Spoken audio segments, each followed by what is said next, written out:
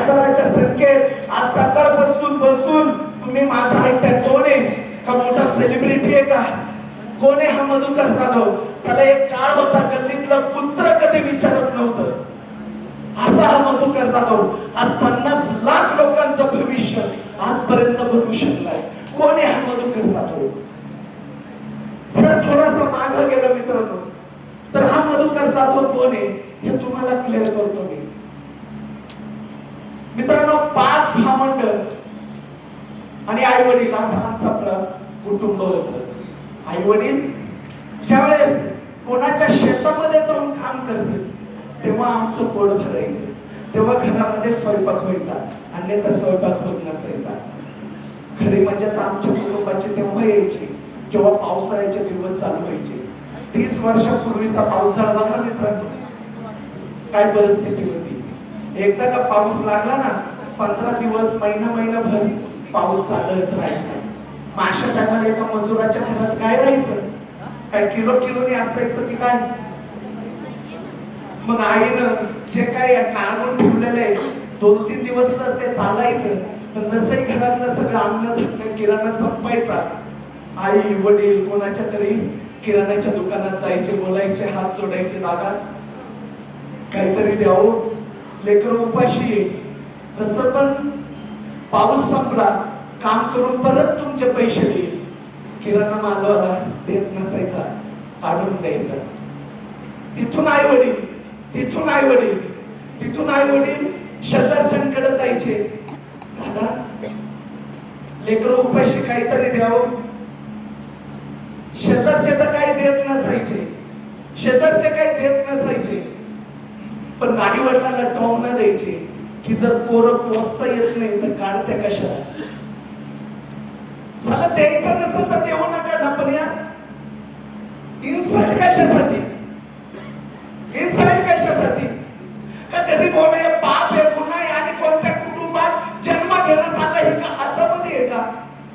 ज्यावेळेस ही गोष्ट बघितली आता 4थी मध्ये होतो त्यावेळेस, तेव्हापासून आई सोबत शनिवारी अर्धा दिवस आणि रविवारी पूर्ण दिवस असं शेतामध्ये काम करायला लागलो.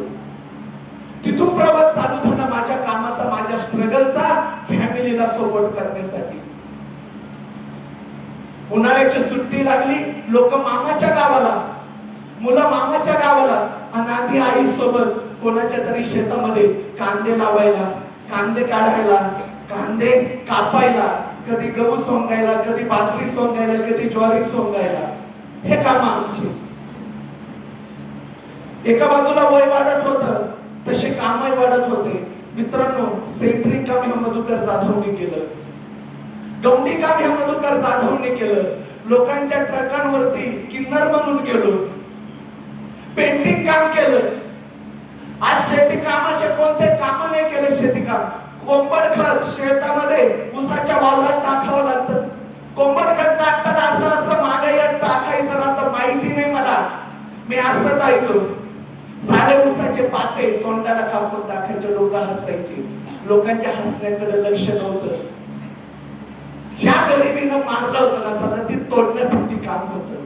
मित्रांनो आज अशा लोकांच्या शेतामध्ये काम केलेले ते लोक आज रियांश मध्ये काम करताय आपल्यासोबत.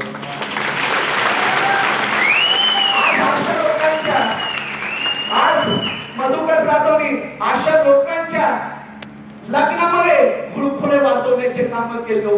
ते लोक आज आपल्या कंपनीमध्ये काम करतात. जे पण काम केलं साधं इमानदारीचं काम केलं. 10 वर्ष डोर टू डोर मार्केटिंग केली.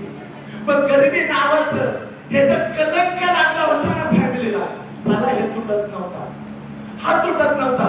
मग आले फायनली जीवनामध्ये डायरेक्ट सेलिंग. हे समजण्यासाठी 3 वर्ष गेली मित्रांनो.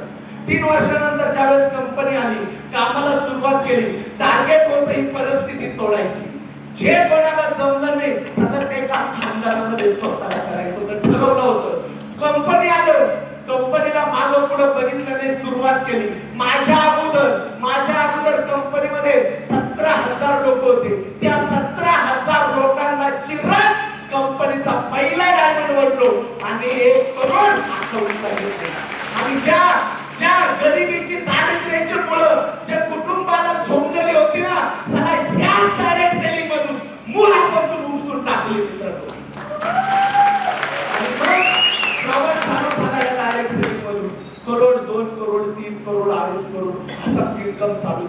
आणि ज्यावेळेस हे इन्कम चालू झाला त्यावेळेस बघितलं मित्रांनो की जे नातेवाईक आमच्या टिकल्या करायच्या, जे शेजारचे आम्हाला टोमणे मारायचे, आता नातेवाईकांचे फोन यायला लागले. काय मधू भाऊ विसरलात का आम्हाला? फार माणुसकी कमी केली तुम्ही. कधीतरी आमच्या सुनाला घेऊन घरी येत जा मुक्कामाला. शेजारचे बोलायला लागले, मुलगा असावा तर मधू सारखा, म्हणजे साला मध्याचा मधू ह्या डायरेक्ट सेलिंग करून दिला.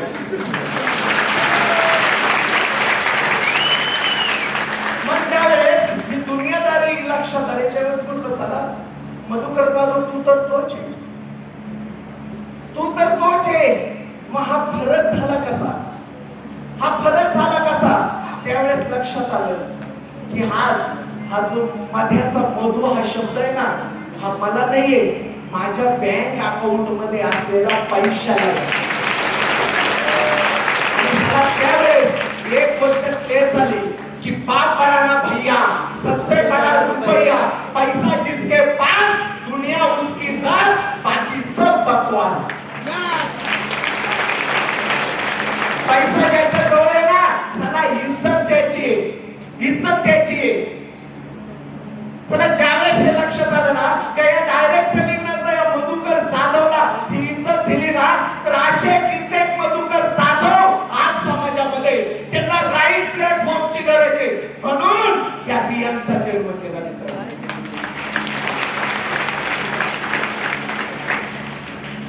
आज जर यश फक्त पैसे कमवण्यासाठी असताना, तर माझ्या बायकोला घेऊन आता फॉरेन मध्ये असतो आम्ही. इतर ओनर तेच करते किंवा एसी रूम मध्ये असतो.